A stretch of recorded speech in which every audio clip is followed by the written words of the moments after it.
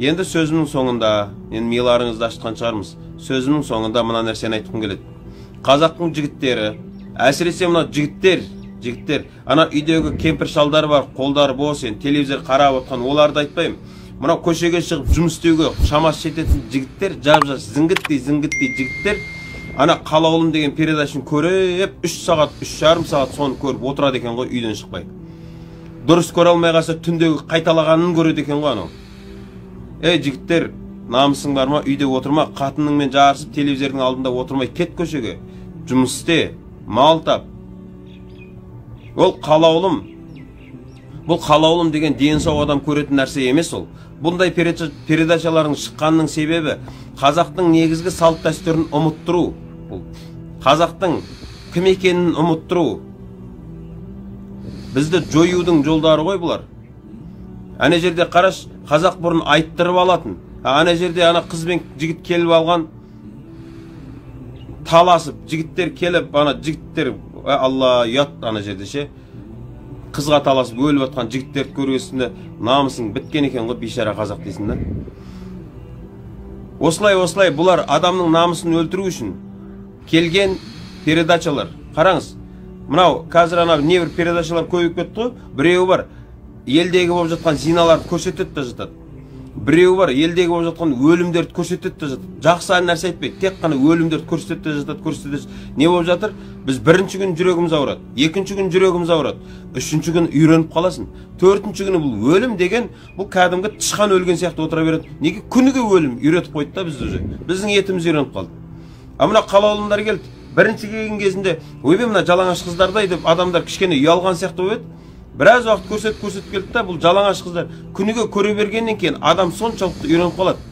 Бұл уже кәдімгі үйреншікті нәрсеге айналып қалды да. Бұл өзі адам көрмейтін осындай передачалар бар. Соны енді ана жап-жас жігіттер біріншіден отырсын, ана передачаға қарап ше. Біріншіден сен зина жасап жатсың, өйткені сен өнердегі жалаңаш қыздарға қарап қызығып отырсың ғой. Екіншіден бұл өтірік спектакль ол жерде. Ол жердегі жүргендердің бәрі өтірікшілер шетінен. Бұл кәдімгі қойылымдар.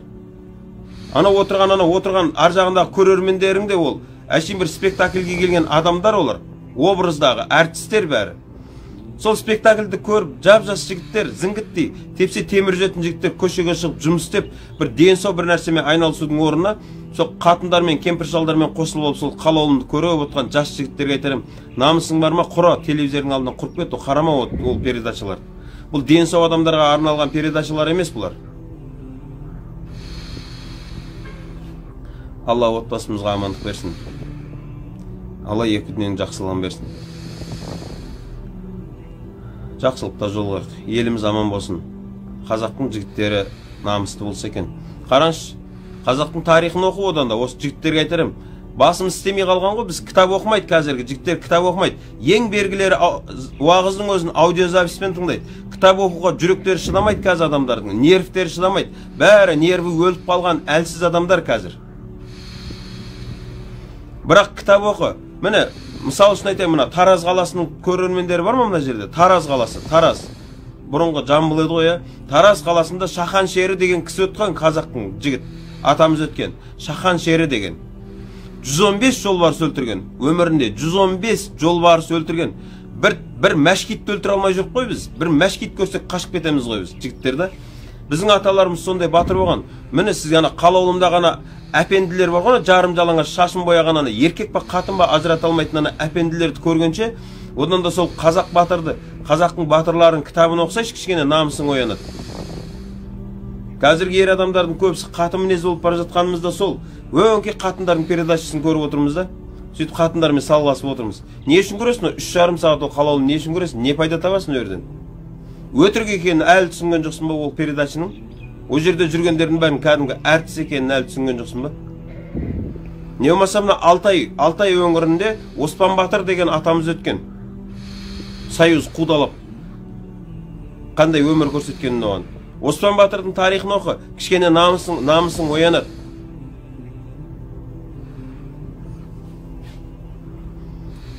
Қазақ аталарымыздың тарихын оқы, Қажымхан атамыздың тарихын оқы, Бауыржан Момышұлының тарихын оқы. Құдайдың құдіреті қазіргі жігіттер 150 мың теңге, 100 мың теңгеге мынау аудандарда көкірегіне құрметті азамат деген орденді сатып алып бит көкірегін, оның құрметті емес екенін бәрі біледі, оның кім екенінше, по жизни кім екенін бәрі біледі оның да, бірақ сол құрметті деген орден сатып алып бит мәз болып жыртылып жүр да. Ал біздің аталарымыз дейді, намысын ақшаға сатпаған, Герой Советского Союза деген үлкен 15 мемлекеттің геройсын деген орденді беріп тұрған кезінде Бауыржан Момышұлы атамыз 2 рет алмай қойғанда, оны алмай қойғанда, біз оны сатып алып көкірегімізге тағып қойып мәз болып жүрміз. Осындай сериалдарды, осыған пайдасы жоқ сериалдар көргеннен кейін сондайға лайық болып қалдық та біз. Алла қуат берсін, жігіттер, бауырлар, бұны біреуге тиісу үшін, біреудің намысына тию үшін айтып жатқан жоқпын. Қазақ шынымен мықты болсақ екен, қазақтың жігіттері мықты болса екен, не дейді? Аз сөйлеп көп іс тындыратын жігіттерден болса екен, қазақтың жігіттері.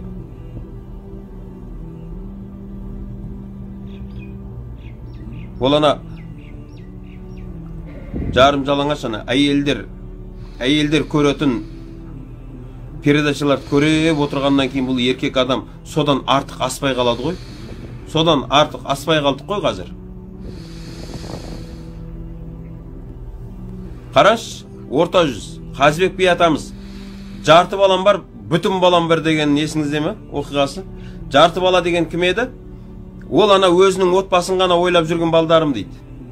Ито, ол балдары соғыс заманында шығып соғысады екен да олар. Бекболат деген баласы болған. Соны айтқан бүтін балам деп. Неге десе, ол елдің дауына араласатын еді дейді да. Біз жартыға да жарымай жатып қой қазір. Біз ол елдің дауын қой бер. Сол анау Қазыбек бидің атамыздың айтқан жарты баласы бар ғой, өзінің отбасын асырап отқан, өзінің отбасын. Біз сол жартыға да жетпей қалдық қой, біз өзіміздің отбасымызды небір жігіттер, небір өзіміздің отбасымызды ұстай алмай отырмыз ғой. Қуыз берем, талақ бер деп ажырасулар өте көп. Небір жігіттер үйленіп алып, қатынының айлығымен өмір сүріп жатқан жігіттер бар, намысы жоқ. Қазір жақсы болды ғой, мұғалім қызды алады, ол мұғалімнің айлығы жақсы.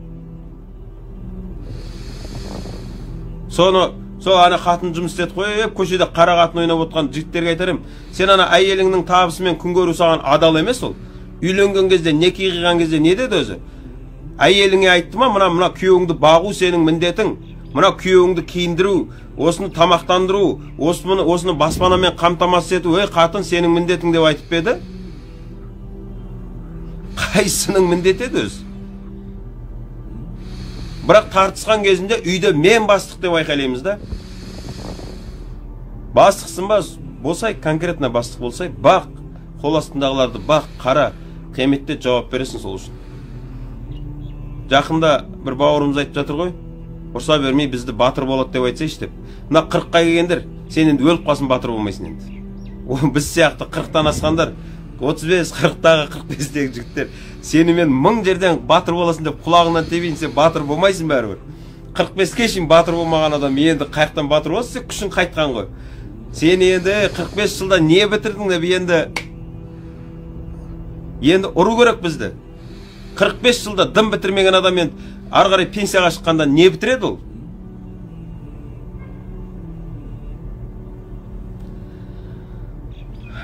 Жүрегің ауырады. Қазақтың небір жігіттерін көргеннен кейін жүрегің ауырады. Өзін-өз алдап жүрген жігіттер.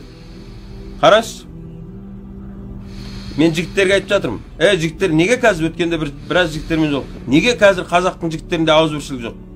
Сөйтсе айтады, мешітте ауызбіршілік жоқ. Мен айтадым, сен мешіттің ішінде өмір сүріп жүрмедің? Мейлі мешітте ауызбіршілік жоқ шығар.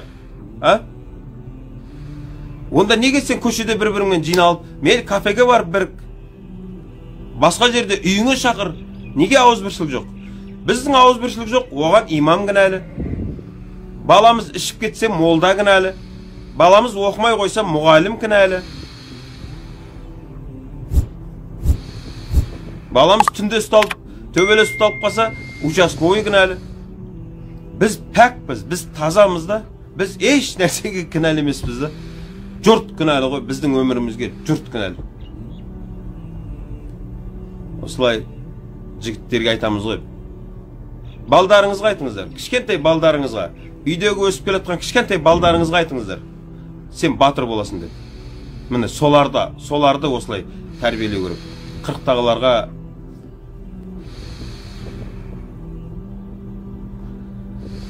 батыр боласың деу кеш ол. Алла қуат берсін. Алла екі дүниенің жақсылығын берсін. Қазақтың жігіттері мықты болсын. Ауызбіршілігіміз мықты болсын.